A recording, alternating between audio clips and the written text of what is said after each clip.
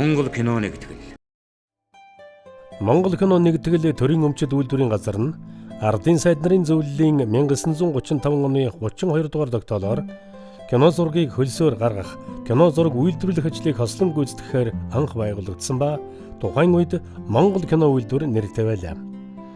Монгол кино үйлдвэр нь 1936 онд Монгол хүү уран сайхны киног зөвлөлт холбоод улсын киноны мэргэжилтнүүдийн тусалцаатайгаар бүтээж байсан бол 1938 онд бие дааж Норжмагийн зам 2 бүлэг уран сайхны дуугүй киног бүтээж дэлгэцэнд гаргаснаар уран бүтээлийн ажлаа эхлүүлжээ. Үүнээс хойш цогт тайж, ардын элч, сэрэлт, энэ хүүхнүүд, үер, хүргэн хүү, тунгалаг тамир, мандухай сэтсэн хатан зэрэг Монгол төмний сэтгэл тоногшсон олон зуун бүтээлүүд туурвсан билээ. Монгол кино нэгтгэл инхүү үйл ажиллагаагаа эхэлсэн цагаас эхлэн нийт 200 нэрийн уран сайхны кино, 1000 гаруй нэрийн баримтат кино, 638 нэрийн орчуулган киног бүтээж үзэгч төмний хүртээл болгосон байна. Үйл ажиллагаагаа эхлүүлснээс хойш 80 жилийн хугацаанд Монгол кино үйлдвэрийн хамт олон эгнэнээсээ олон арван алдартнуудыг төрүүлэн гаргасан билээ. Монгол улсын засгийн газрын 1997 оны 74 дугаар тогтоолоор баримтат кино студи, хүүхдийн кино студи, Монгол фильм үзүүрийн газрыг нэгтгэж одоогийн Монгол кино нэгтгэл төрийн өмчит үйлдвэрийн газрыг байгуулсан юм а. Үүнээс хойш Монгол кино нэгтгэл нь Монгол улсын нийгэм, улс төр, эдийн засгийн амьдралд гарч байгаа түүхэн тэмдэглэлт үйл явдлыг архивлан хадгалах зорилгоор жил бүр түүхийн хүрд баримтат кино мэдээг бүтээж үндэсний төв архивт хүлээлгэн өгөх үндсэн чиг үүрэгтэйгээр үйл ажиллагаагаа явуулж байна. Монгол кино нэгтгэл зах зээл, эрэлт нийлүүлэлтийн зарчимд тулгуурласан өөрөө өөрийгөө санхүүжүүлэх шинэ бүтэц зохион байгуулалтанд орсон хэдий ч өнгөрсөн жилүүдэд нөөц бололцоогонд ажиллан уран бүтээлийн ажлаа үргэлжлүүлсээр байна. Тухайлбал Хааны сүүлчийн хатан 2 ангит уран сайхны кино, Удам уран сайхны кино, Далдхан заяа уран сайхны кино. Их Монгол улс байгуулагдсны 800 жилийн ойд зориулан их төрийн голомт баримтат уран сайхны кино, төрийн дайсан уран сайхны кино, чонын дурлал уран сайхны кино.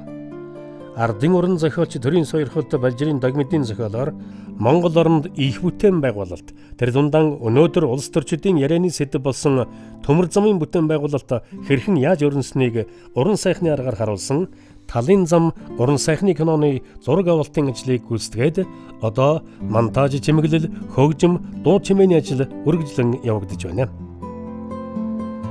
2015 онд Монгол улсад үндэсний кино урлаг үүсч өгдсөний 80 жилийн ог тохиолдуулан Монгол кино нэгтгэлээс Монголын киноны үе үеийн түүхийг багцлан харуулах танин мэдхүй уран сайхны гайхамшигт дэлгэц цуврал нэвтрүүлгийг бэлтгэн хүргэлээ. Түүнчлэн Монголын киноны агмад уран бүтээлчид, инженер техникийн ажилчдын ажил амьдралын замлын тухай кино миний амьдралд 80 цуврал нэвтрүүлгийг кино урлагийн дээд сургуультай хамтран бүтээж кино урлагаар иргэдийг соён гэгэрүүлж сурталчлан танилцууллаа. Боловсрол суваг телевиз болон бусад студи продакшнтай хамтран үндэсний контент бэлтгэн нийлүүлэх, үндэсний телевизийн олон ангид кино төслүүдээр мэргэжил арга зүйн туслалцаа үзүүлэх, зураг авалтын студи, гэрэлтүүлэг, тайз декорац бэлтгэх, хувцас, жижиг хэрэглэлээр хангах чиглэлээр анхаарал хандуулан ажиллаж байна.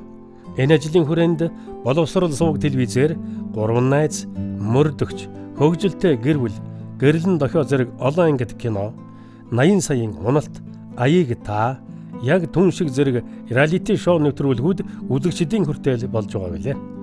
Мөн өнгөрөгч 2016 онд Хүлэгүү Pictures компанитай хамтран Монголын уран сайхны Өнөрвөл кинонд франчайзинг нэвтрүүлж Өнөрвөл өнөө цагт нэртэйгээр эдүгээчлэн бүтээсэн төсөл амжилттай хэрэгжиж дуусгалаа.